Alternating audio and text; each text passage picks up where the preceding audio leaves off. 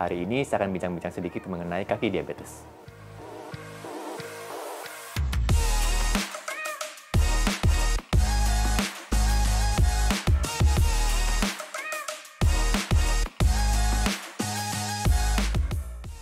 Kalau sobat sehat yang mempunyai diabetes mengalami luka di kaki, maka langkah pertama yang harus dilakukan adalah jangan membersihkan luka dengan antiseptik atau obat-obat luar yang dapat dibeli secara mandiri.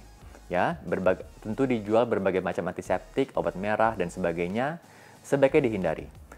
Apabila ada luka pada kaki diabetes, maka langkah pertama adalah cuci dulu dengan air mengalir, ya, untuk menghindari kontaminasi dari bakteri atau kuman. Akan lebih baik apabila kita mempunyai cairan steril, termasuk misalnya cairan larutan garam NaCl 0,9% seperti yang sering digunakan pada pasien-pasien yang diinfus misalnya. Ya, tapi apabila tidak ada, tentu minimal dengan air yang mengalir terlebih dahulu. Kemudian langkah selanjutnya, setiap luka diabetes mesti dianggap gawat atau berat sampai dibuktikan tidak gawat. Artinya apa? Luka sekecil apapun pada pasien diabetes pada kaki, sebaiknya langsung dibawa ke dokter untuk dilihat. Karena kenapa? Apabila terlambat sebentar saja, lukanya dapat menjadi lebih berat, dan semakin berat maka akan semakin sulit ditangani. Tentu akan semakin mudah ditangani apabila luka masih awal. Kemudian untuk selain merawat luka, tentu untuk supaya lukanya cepat sembuh, gula darahnya harus terkontrol. Nah, untuk mencapai terkontrol ini, banyak pilihan pengobatan dan tentu harus dikonsultasikan dulu dengan dokter masing-masing.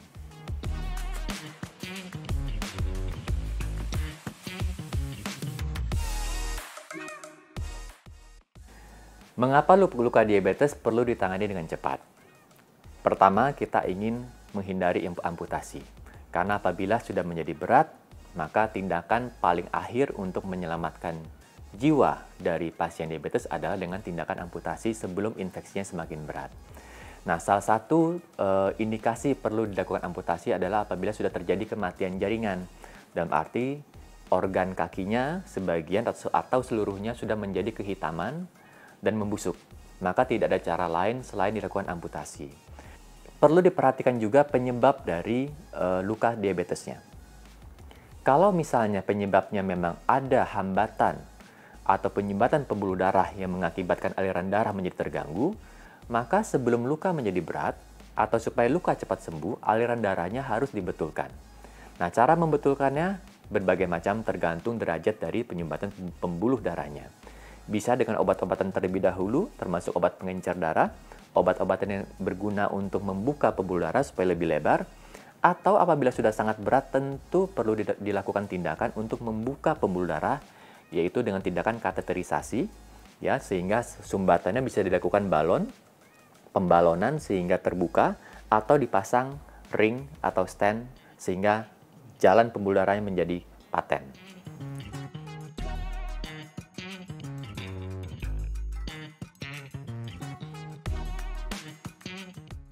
Pasien-pasien diabetes juga sering mengalami yang namanya kalus atau kapalan. Ya, mengapa terjadi kapalan? Karena pada pasien diabetes, fungsi sarafnya sudah sering terganggu sehingga kakinya menjadi baal. Nah, begitu kakinya baal, maka timbul gesekan-gesekan pada sepatu atau pada alas kaki tanpa dapat dirasakan. Sehingga pada beberapa bagian kakinya akan terjadi kapalan lebih tebal daripada biasa. Nah, kapalan ini jangan dianggap enteng pada pasien diabetes. Kenapa? Karena kapalan ini sifatnya keras. Ya, apabila sudah sangat tebal akan menjadi sangat keras.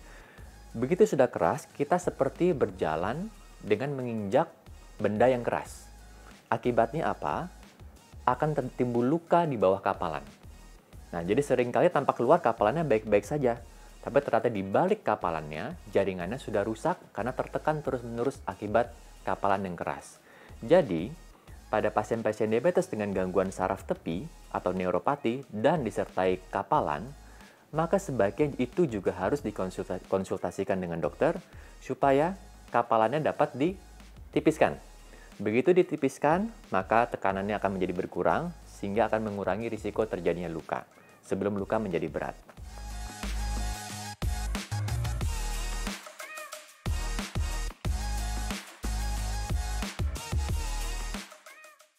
Bagaimana kita dapat menjaga supaya kita tidak terkena kaki diabetes? Ada berbagai macam cara. Pertama, tentu kita harus kendalikan gula darah kita supaya menghindari risiko komplikasi, penyempitan pembuluh darah, kemudian kerusakan saraf tepi, dan lain-lain. Kemudian kedua, kita harus perhatikan alas kaki. Jangan menggunakan alas kaki yang terlalu sempit atau terlalu longgar. Ukurannya harus pas. Ada berbagai macam cara, teknik untuk mengukur sepatu atau alas kaki yang pas untuk pasien diabetes. Termasuk misalnya dengan cara mengukur atau menggambar kaki kita pada selembar kertas dengan pensil atau ballpoint. Nah, ketika kita sudah gambar ukurannya, kita gunting ya sesuai dengan gambar. Dan ketika kita membeli sepatu atau alas kaki yang baru, masukkan dulu kertas tersebut ke dalam sepatu tersebut. Apabila kertasnya terlipat, maka terlalu sempit. Kenapa tidak boleh menggunakan kira-kira? Kan saya sudah pakai sepatu sendiri, tidak terasa sempit, tidak terasa longgar, ukurannya pas. Karena ingat, pasien diabetes sering mengalami neuropati atau gangguan saraf, sehingga tidak bisa lagi merasakan secara tepat apakah sepatunya cukup ukurannya atau tidak. Jadi harus menggunakan alat bantu lain supaya lebih akurat. Kemudian ketiga, tentu selalu mengecek kaki setiap sebelum tidur atau setiap pagi. Jadi walaupun tidak ada keluhan, tidak ada gejala apa-apa, biasakan diri untuk mengecek kaki sebelum tidur. Ya, dilihat apakah ada luka, ada lecet, ada kapalan yang baru, ada cantengan, dan sebagainya. Apabila alas kaki bagian telapak kaki sulit dilihat, maka kita dapat menggunakan cermin atau kaca kecil untuk melihat. Atau minta bantuan orang lain untuk mengecek apakah ada luka atau tidak. Dan lagi-lagi jangan menunggu ada gejala, karena lagi-lagi seringkali pasien diabetes mengalami neuropati atau kerusakan saraf tepi, sehingga tidak dapat merasakan apabila ada luka. Ya, banyak pasien datang, sudah berhari-hari kok lantai saya berdarah, ternyata ada luka baru disadari.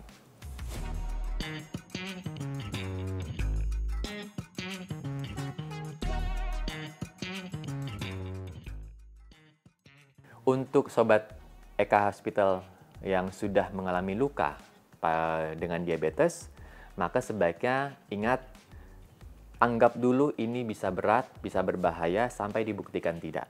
Jadi jangan pernah dianggap remeh. Ya, jadi apabila ada luka, segera bawa ke dokter ya di rumah sakit terdekat untuk dievaluasi terlebih dahulu, dan jangan dibersihkan dengan cairan macam-macam yang dijual bebas ya, termasuk cairan antiseptik, ramuan-ramuan tradisional yang dapat justru memberikan kontaminasi bakteri yang berbahaya pada luka diabetes. Jadi sebaiknya periksakan segera walaupun lukanya masih sekecil dan tampak remeh atau tampak sepele. Baik, Sobat Sehat, Eka Hospital, kita berjumpa lagi di episode selanjutnya.